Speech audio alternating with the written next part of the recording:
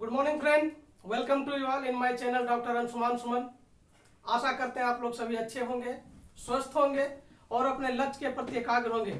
मित्रों, मुझे सिंधु घाटी सभ्यता बताना था, लेकिन इसके पहले मैं कार्बन 14 पद्धति बताया और उसके बाद हमको लगा कि सिंधु के अपवाह तंत्र को आपको जान लेना चाहिए, तभी जाकर के सिंधु घाटी सभ्यता आपको आसानी से समझ में आएगा और बहुत ही बेहतर ढंग से समझ में आएगा। मित्रों, इसलिए मैंने आपके लिए सिंधु नदी तंत्र का ऐतिहासिक दृष्टिकोण रखने जा रहा हूं। और ये आप जान लीजिए, ये मैं जो बताने जा रहा हूं ये ज्योग्राफी के पर्सपेक्टिव नहीं बता रहा हूं, ऐतिहासिक दृष्टिकोण से बता रहा हूं, लेकिन हाँ, मैं वो सारा पॉइंट कवर कर रहा हूं जो कि आपको दोनों जगह फायदा होगा। ठीक है दोस्तों, चलिए हम वहां पे अब एक एक करके सबसे पहले इसमें जितनी नदी शामिल है पहले उसकी एक बार चर्चा कर लेते हैं और उसके बाद आपको हम मैप में दिखा देंगे और बहुत ही आसानी से समझ में आएगा। तो स्वाभाविक बात है, हम लिखे हैं सिंधु नदी तंत्र, तो सिंधु इसका सबसे प्रमुख नदी है और नदी तंत्र का मतलब जितने ये सारे नदी सिंधु को छोड़ करके लिखे हुए हैं, यानी इसको छोड़ करके जितने सारे नदी हैं सभी उसके सहायक नदी होंगे। ये बात तो क्लियर हो गया। सिंधु नदी तंत्र मतलब सिंधु में कितने नदी जो है शामिल है, मिले हुए हैं, उनके सहायक हैं। ठीक है, चलिए सिंधु नदी को देखते हैं। दोस्तों, सिंधु नदी को इंडस रिवर भी बोला जाता है, इसीलिए सिंधु घाटी सभ्यता जब आप आगे पढ़ते हैं जिसको इंडस वैली सिविलाइजेशन भी कहा जाता है। ठीक है, तो उसको हम लोग पुराना नाम इंडस के रूप में भी जान सकते हैं, विस्तृत चर्चा बाद में करेंगे। अच्छा, हम मैप में बताएंगे, फिलहाल हम इसको भी बता देते हैं। इसका जो उद्गम है मानसरोवर झील है और वो कैलाश रेंज है, अभी बताएंगे, आप लोग धैर्य रखिए, बताएंगे कैलाश रेंज कहाँ है, मानसरोवर कहाँ है। वो जो पड़ता है तिब्बत में पड़ता है। अगर उसकी धारा पूछा कि किस धारा से निकलता है तो ये सीन-बाम की धारा से निकलता है। चलिए फैक्ट के लिए भी बता रहा हूँ। और वो गिरता कहाँ है तो अरब सागर में गिरता है। ठीक है दोस्तों, आप सिर्फ सुनते रहिए, याद कराने की गारंटी मेरी है, वीडियो लास्ट होते होते आपको याद हो जाएगा। ठीक है, वो समझ में भी आएगा कहाँ ज्योग्राफिकल दृष्टिकोण से। अब इसमें मिलने वाला हम जो है दो प्रकार का नदी इसमें आपको शामिल किया है सिंधु नदी तंत्र में। एक तो भारत के तरफ से जाने वाला नदी और दूसरा पाकिस्तान और अफगानिस्तान की तरफ से आने वाली नदी जो कि सिंधु नदी तंत्र में मिलता है। ठीक है, तो पहले हम भारत वाला बात कर रहे हैं। तो झेलम जो है, झेलम का जो उद्गम स्थान है बेरीनाग या शेषनाग। दोस्तों, आपको मालूम है ना, अगर आप लोग झील पढ़िएगा तो जहां पे भी नाग लग जाए, कोई भी झील जिसके अंदर अंत में नाग लगे तो वो पक्का वो जम्मू कश्मीर का ही होता है। तो यहाँ पे भी याद रखिए, बेरीनाग और शेषनाग जो है ये JNK का पार्ट है, वहीं से झेलम नदी का क्या होता है, उद्गम होता है। और वो गिरता कहाँ पे है, चिनाब में गिरता है। अभी हम बताएंगे, चिनाब का फोटो बना के आपको समझ में आएगा।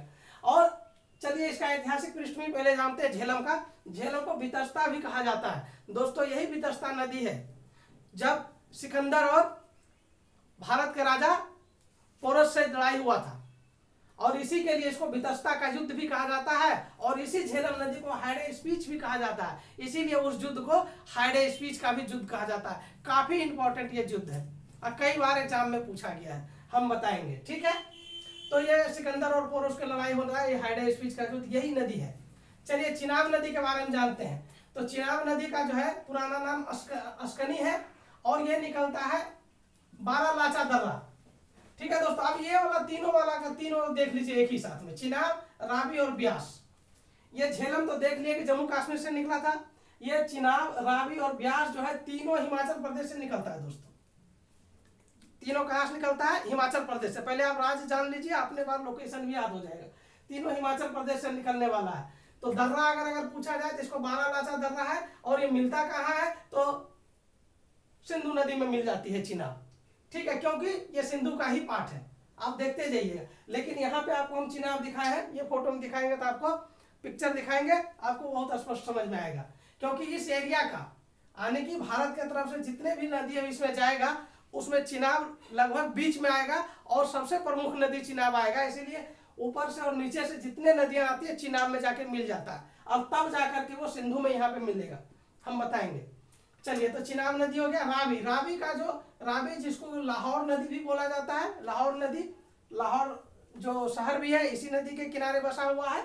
और इसी नदी के किनारे आप पढ़िएगा हड़प्पा जो एक गांव है जो कि सिंधु घाटी सभ्यता का सर्वप्रथम स्थल था, इसी नदी पर आप पढ़िएगा, हम बताएंगे भी। तो इसीलिए बहुत इंपॉर्टेंट है। निकलता कहाँ है, हिमाचल प्रदेश से निकलता है और गिरता कहाँ है, चिनाब में।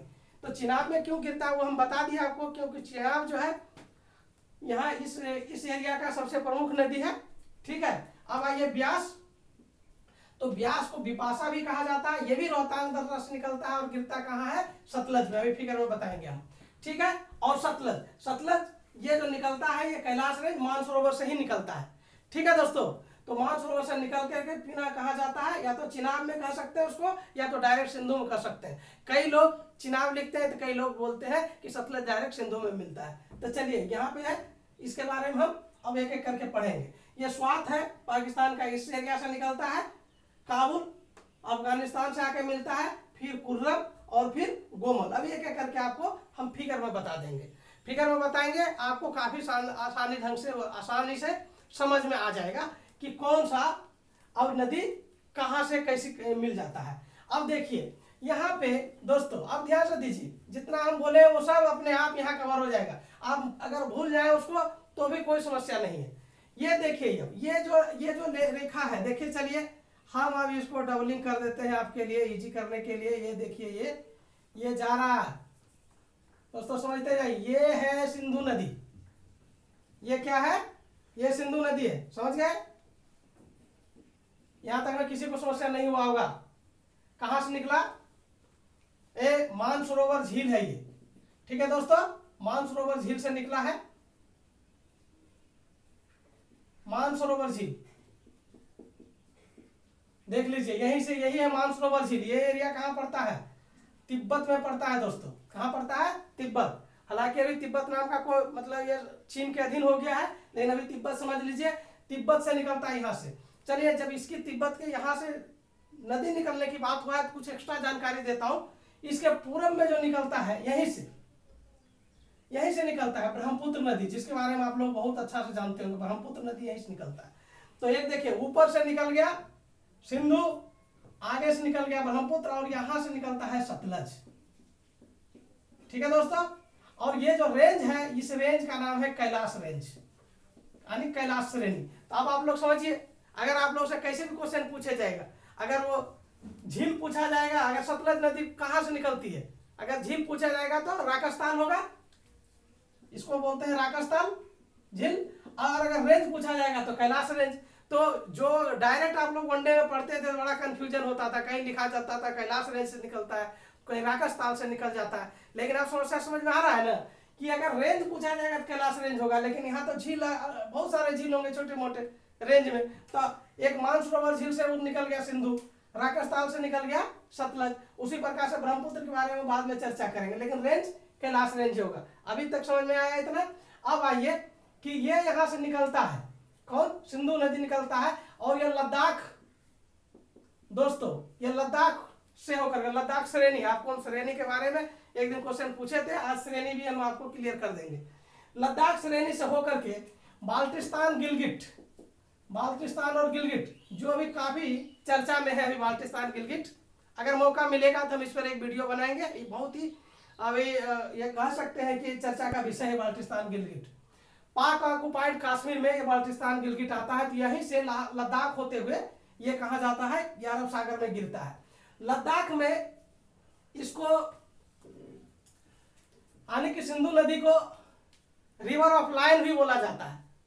ठीक है दोस्तों, तो चलिए, ये सिंधु नदी यहाँ से निकला और बाल्टिस्तान गिलगिट होते हुए इधर पाकिस्तान में प्रवेश करता है, और पाकिस्तान में प्रवेश करते हुए ये रास्ता से देखिए, यहाँ पे कराची के आसपास ये यहाँ अरब सागर है, ये अरब सागर में ये गिर जाता है। ठीक है दोस्तों, सिंधु का कहानी हो गया। अब देखिए, एक एक करके हम देखेंगे और सब अन्य नदियां।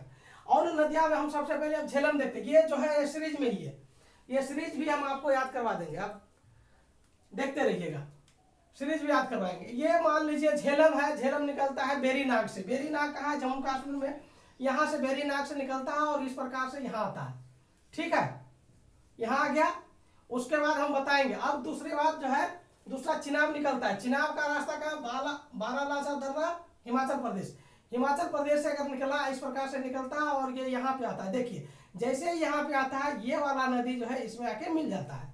तो जो अभी हम बताए थे कि ये जो झेलम है, चिनाब नदी मिलता है, तो देख लीजिए, ये झेलम हुआ, ये पहले एस फॉर सिंधु, ये जे फॉर झेलम, और ये सी फॉर चिनाब, या CH ले लेता हूँ, चलो CH फॉर चिनाब। देखो चिनाब जैसे ही इधर से आया तो इसमें ऊपर से आके नीचे मिल गया, आने की इसको सब सिंधु में जाने से पहले वो चिनाब में मिल जाता है, इसीलिए उसका मुहाना चिनाब में हो जाएगा। गिर कहाँ जाएगा? चिनाब में गिरेगा।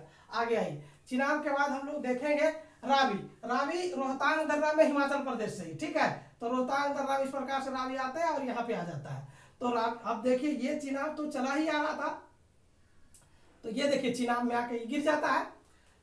तो रावी फिर कहाँ गिरा? चिनाब में गिरा। देखिए कितना स्पष्ट हो रहा है, क्लियर हो रहा है। तो ये हो गया आपका रावी। और उसके बाद से यहाँ तो आप देख रहे हैं सतलज है, तो सतलज तो यहाँ से आ रही है, सतलज इस प्रकार से आएगी, इस प्रकार से आएगी और इस प्रकार से यहाँ आ जाएगी। अब देखिए सतलज क्या, अब फिर ये है यहाँ आ जाती है। तो यहीं पे कुछ लोग इसको लिखते हैं कि ये जो चिनाब में ये मिला या तो ये सतलज में मिला। चलिए अभी हम चिनाब मान लेते हैं कि सतलज भी किसमें? चिनाब में मिल गया। और ये वाला फिर दोनों मिल करके ये वाला जो बिंदु हुआ दोस्तों, इसको ध्यान दीजिए, जहां पे सब मिल गया तो इसको बोलते हैं। अब यहाँ पे कितने नदी आकर आपस में मिला, चलिए एक और पहले बताते हैं। यहाँ पे सारा मिला है और ये जो ब्यास है, ब्यास को देखिए, ब्यास भी इसी के आसपास से निकलता है और ऐसे निकल के यहीं पे मिल जाता है। ब्यास आने की यहीं पे निकल जाए, किसमें मिल जाता है? सतलज में। ब्यास मिल जाता है सतलज में। अब एकदम क्लियर हो गया। और यहाँ पे आते आते देखिए, अब अगर काउंटिंग करिएगा नदियां को तो 1 2 3 4 5, इसीलिए यहाँ पे जब ये सारा मिलता है तो इसको बोलते हैं पंचनद। दोस्तों अब देखो समस्या आया, क्वेश्चन आप लोग से पूछेंगे कि पंचनद में कौन कौन सी नदियां आया, तो इसमें देखिए सिर्फ सिंधु को छोड़ दीजिएगा। कंफ्यूज आप देखिए, आप कभी कंफ्यूजन होने की जरूरत नहीं है। अक्सर लोग सिंधु को पंचनद में ले लेता है और उससे गलती हो जाता है। सिंधु नहीं, सिंधु मिला है, सिंधु पहले बाद में है। ये पंचनद में कौन आएगा? झेलम, चिनाब, रावी, ब्यास और सतलज। कितना आसानी से आप पंचनद सीखे। और यही पंचनद जो है, पंजाब जो भूमि है या पंजाब का जो नामाकरण है, 5 नदियों का जो भूमि कहते हैं, यही पंचनद है। कैसे मिला आप देख लिया, यहाँ पे मिला और ये सब मिल करके यहाँ जाके मिल गया। जब ये सब यहाँ जाके मिल गया तो इस एरिया, इसको बोलते हैं मिथुन कोट। इसको क्या बोलते हैं? मिथुन कोट। अच्छा, यहाँ से और एक क्वेश्चन आपसे पूछा जा सकता है। ये क्वेश्चन पूछा जा सकता है कि पंचनद की कौन ऐसी नदियां हैं जो पाकिस्तान नहीं पहुंचती है। तो आप देखिए ये नदी भी पहुंच जाती है, ये पहुंचती है, ये ब्यास भारत से ही निकलती है और यहाँ पे भारत में सतलज में मिल जाता है, तो ब्यास नहीं पहुंच पाता है। तो कितने सारे क्वेश्चन होंगे, वो सारे आपको समझ में आ जाएंगे, लेकिन आप धीरे धीरे समझते रहिए, मजा आएगा। तो ये देख लीजिए मिथुन कोट में आकर सारे मिल गया। अब आपको हम बताते हैं क्यों हम आज आपको ये रिवर तंत्र बता रहे थे, क्योंकि ये रावी है। यहाँ पे देखिए आपको लाहौर मिलेगा, ठीक है दोस्तों, यहाँ पे लाहौर मिलेगा और यहाँ पे तो आपको मिलेगा रावी पर ही आपको इसी जगह मिलेगा हड़प्पा, ठीक है दोस्तों। तो यहाँ पे हड़प्पा सिखाने के लिए आपको, क्योंकि हड़प्पा के बारे में भी पढ़ेंगे, तो हड़प्पा मिलेगा यहाँ पे। और ये सिंधु नदी है, यहाँ पे आपको मिलेगा मोहनजोदड़ो, ठीक है दोस्तों। तो ये हड़प्पा और ये मोहनजोदड़ो। अब ध्यान दीजिए, रावी नदी पर हड़प्पा है और सिंधु नदी पर मोहनजोदड़ो है। विस्तार से इस पर और भी चर्चा करेंगे। हम इसलिए बता रहे थे कि चूंकि ये नदी सिंधु नदी के किनारे ही मोस्टली प्रारंभ में सिंधु नदी के किनारे ही ज्यादा सिंधु घाटी के स्थल खोदे गए, तो सिंधु को समझना जरूरी था कि सिंधु कहाँ है, कैसे है। और मोहनजोदड़ो जो मोन इंपॉर्टेंट है, आप देखिए सिंधु नदी के बाएं तरफ है और हड़प्पा जो है रावी नदी के किनारे है, ठीक है दोस्तों। और यही रावी नदी के किनारे लाहौर भी है। तो इस प्रकार से आप लोग देख लिए कि पंचनद क्या होता है, मिथुन कोट क्या है। अच्छा, ये उसके बारे में थोड़ा चर्चा कर देते हैं। भारत की तरफ से नदियां सब आए उसको हम समझ गए। अब उधर से एक बार नदियां को देखते हैं। स्वात नदी जैसे आती है, स्वात नदी यहाँ से आती है तो काबुल इधर से आती है, मिल जाती है इसमें। काबुल एकमात्र नदी है जो कि अफगानिस्तान से आती है, बाकी सब पाकिस्तान का है। उसके बाद यहाँ पे देखिएगा तो कुर्रम मिलेगा आपको, ठीक है। उसके बाद गोमल मिलेगा, गोमल घाटी का दर्रा भी आप लोग सुने होंगे नाम, सब अब क्लियर होते जाएगा। एक प्रकार से कम आइडिया देख लीजिए आप। गोमल यहाँ पे है, कभी गोमल आप यहाँ पे तो ध्यान नहीं लगाइएगा, वहां पे क्या लगाइएगा, वहां पे स्वात घाटी है, ठीक है। और ये है काबुल, ठीक है। हम काबुल के बारे में मध्य एशिया, जब मध्यकालीन इतिहास पढ़ेंगे तब देखिएगा उसका कितना इस्तेमाल होगा काबुल का, ठीक है। क्योंकि इधर से आपको खैबर दर्रा इत्यादि के बारे में चर्चा हम करेंगे। तो चलिए अभी हम जो है भारत की तरफ से जो नदियां आया उसका हम बता दिए, इधर से जो नदियां हैं उसके बारे में हम बता दिए। एक ओवरऑल आइडिया हो गया कि सिंधु नदी घाटी यानी सिंधु नदी के जो सहायक नदी हैं वो उसमें से ये सारे नदी हैं, झेलम, चिनाब, रावी, एक प्रकार से सतलज, स्वात, काबुल, कुर्रम, गोमल इत्यादि। ठीक है दोस्तों, ये भी आपको पता चला कि हड़प्पा कहाँ पे है और कहाँ पे मोहनजोदड़ो है। तो मेन हमको हड़प्पा और मोहनजोदड़ो को ही दिखाना था कि रावी नदी के किनारे हड़प्पा और मोहनजोदड़ो सिंधु नदी के किनारे है, लोकेशन उसका ये है। ठीक है, अब जब आपको जब हम विस्तार बताने लगेंगे किसका, हड़प्पा सभ्यता का, तब देखिएगा कितना मजा आने वाला है। यदि मैं इतना मेहनत किया होगा तो आप लोग को भी समझ में आया होगा, ये हमको पूरा विश्वास है। चलिए, और भी इसमें हम कुछ बताना चाह रहे थे। चलिए, श्रेणी का बात आया था, लद्दाख श्रेणी से होकर के गुजरा था। ठीक है, और हमको इसको कैसे याद रखेंगे, ये भी बहुत टफ हो जाता है बच्चों के लिए। तो देखिए दोस्तों, इसको हम जो है कभी कभी हम बोलते हैं, आप लोग को बहुत सारा जो तथ्यों को याद करना एक साथ बहुत मुश्किल होता है, तो राइट ब्रेन खोलना चाहिए। राइट ब्रेन का मेरा कहने का तात्पर्य, कुछ अजीब ढंग से किसी चीज को सोचिए, और वो अजीब ढंग से जब सोचेंगे तो आपका राइट ब्रेन खुलता है, और राइट ब्रेन खुलेगा तो याद रखने में ईजी होता है। हम जैसे इसको याद रखे थे कि जैसे कुछ लोग जो होते हैं गांजा भांग पीते हैं और खाते हैं, तो चरस जानते होंगे आप, चरस भी लोग पीते हैं। तो हम उसको ऐसे याद रख लिए कि नहीं, चरस को जो है सिझा के पिया होगा, चरस को कैसे पिया होगा, सिझा के चरस को पिया होगा। तो सिझा करके अगर आप रखिएगा, सिझा, ठीक है, सिझा हम ऐसे लिख दिए और चरस लिख दिए, सिझा के चरस पिया होगा आदमी, जो भी चरस पीता होगा सिझा के पीता होगा। हालांकि सिझा के नहीं पीता है, लेकिन हम जानबूझ के ऐसा इसलिए करते हैं कि कुछ अलग होगा तो आपके मन में दूसरे टाइप का लगेगा। तो आप सिझा के चरस पीने का मतलब सी फॉर सिंधु। ठीक है दोस्तों, झा फॉर झेलम, ठीक है, उसके बाद च फॉर चिनाब, ठीक है दोस्तों, र फॉर रावी और सो फॉर सतलज।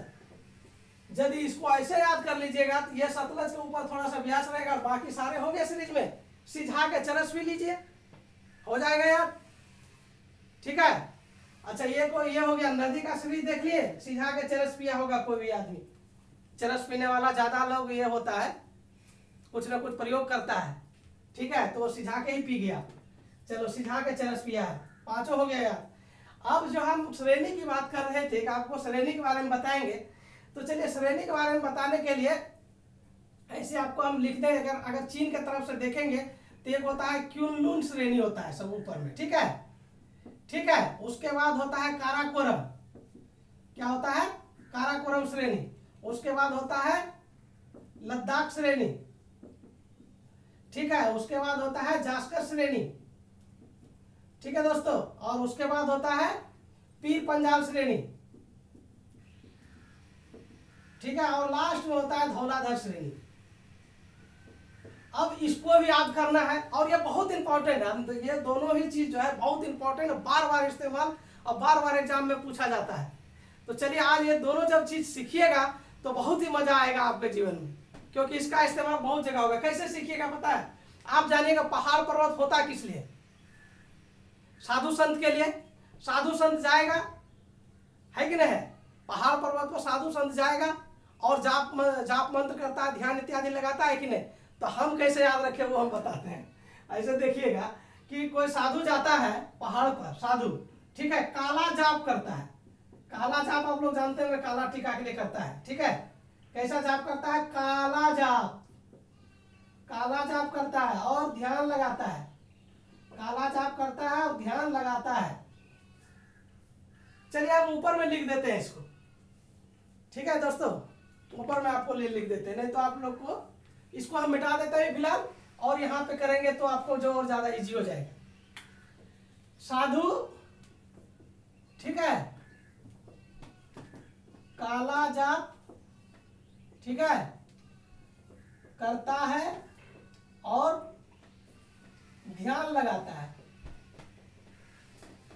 देखिए दोस्तों, इसमें ये सब नहीं रखना है, ये सब ओमिशन है। अब इतने सा करना है, काला जाप में मेन इंपॉर्टेंट है, ठीक है। तो हम अभी भारत की बात कर रहे हैं, चीन काला नहीं कर रहे हैं। तो भारत में का से काराकोरम दर्रा, जिसमें केटू आता है, ठीक है। ला मतलब लद्दाख दर्रा, ठीक है। और जा मतलब जास्कर दर्रा, और पी मतलब पीर पंजाल, और ध्यान लगाता है मतलब धौलाधर, ठीक है दोस्तों। तो इतना सा, चाहे तरीका कुछ भी हो, राइट ब्रेन का इस्तेमाल करिए और चीज को बहुत दिन तक याद करने का जरूरत भी है कुछ जगह पे। तो इस प्रकार से आप देखिएगा, साधु काला जाप करता है, काला जाप काला टोना होता है, जादू टोना काला टोना पता नहीं, तो उसको आप काला जाप करवाइए और ध्यान काला जाप करने के लिए ध्यान करता है और काला जाप से ही निकलेगा। का फॉर काराकोरम श्रेणी, ला फॉर लद्दाख श्रेणी, जा फॉर जास्कर श्रेणी, पी फॉर पीर पंजाल श्रेणी और ध्यान का मतलब धौलाधर श्रेणी। तो दोस्तों इस प्रकार से आज जो खास करके जम्मू कश्मीर उत्तर भारत की जो नदी का श्रेणी था, इसको बहुत शानदार ढंग से सीखे होंगे सीरीज में, और ये श्रेणियां को सीखे होंगे। श्रेणियां तो काफी पीसीएस और बड़े एग्जाम में पूछे जाते हैं सीरीज करने के लिए, उत्तर से दक्षिण, दक्षिण से उत्तर, बीच में, तो सारे के सारे स्पष्ट होंगे, आपको आज हो गए होंगे। दोस्तों मुझे पूरा विश्वास है जिस किसी ने इस वीडियो को पूरा अच्छा से देखा होगा, पूरा देखा होगा, वो पूरा लाभान्वित हुए होंगे। दोस्तों वीडियो अच्छा लगता है तो आप शेयर और सब्सक्राइब करना नहीं भूलिए और कमेंट करके हमको बताइए कि क्या ये वीडियो आपके लिए लाभदायक हो रहा है। अगर लाभदायक हो रहा है तो मैं और अन्य वीडियो भी बनाऊंगा आपके लिए, आपके हित के लिए, ताकि आपको और ज्यादा अच्छा लगे और आप ज्यादा प्रोग्रेस कर पाए। आज भर के लिए इतना सा ही। Thank you very much.